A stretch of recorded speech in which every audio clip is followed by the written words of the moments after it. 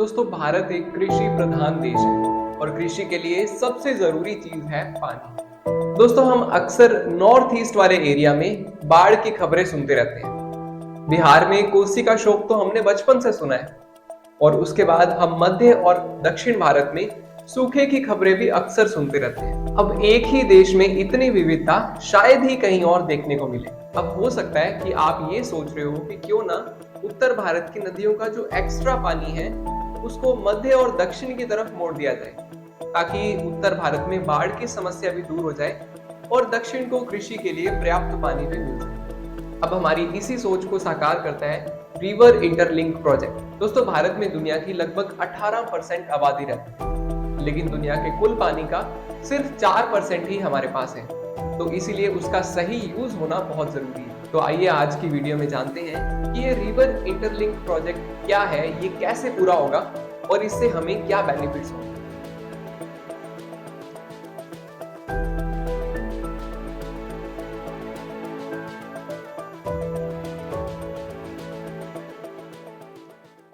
दोस्तों गंगा और सिंधु जैसी नदियां बारहमासी है, यानी कि वो हमेशा बहती है, उन्हें साल भर पानी मिलता है हिमालय के ग्लेशियर से।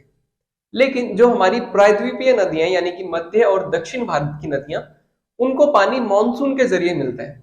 जो मानसून में बारिश होती है इसी से उनको पानी मिलता है, लेकिन अगर किसी साल बारिश कम हुई तो वो नदियां सूख भी जाती है। अब इसी वजह से मध्य और दक्षिण भारत में पानी की भारी कमी हो जाती है।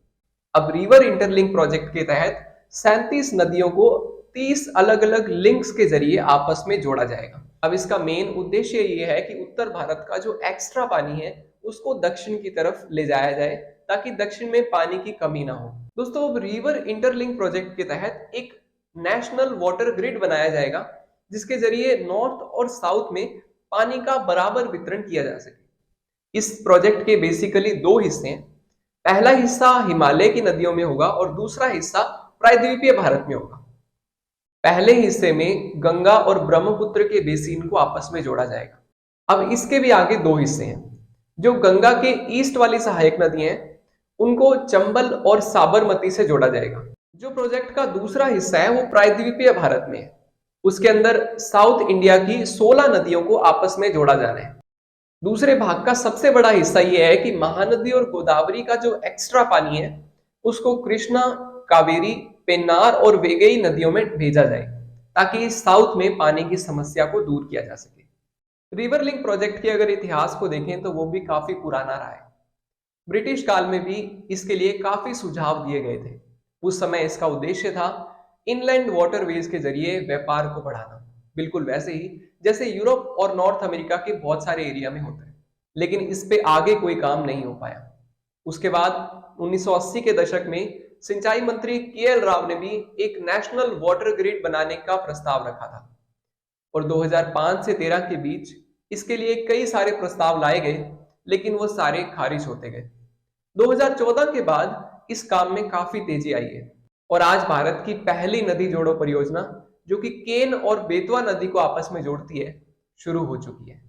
दोस्तों आइए जानते हैं कि इस रिवर लिंक प्रोजेक्ट से हमें क्या बेनिफिट होने वाले हैं। अगर ये परियोजना पूरी होती है तो इससे 34,000 मेगावाट बिजली पैदा होगी, यानी कि साफ स्वच्छ ऊर्जा मिलेगी।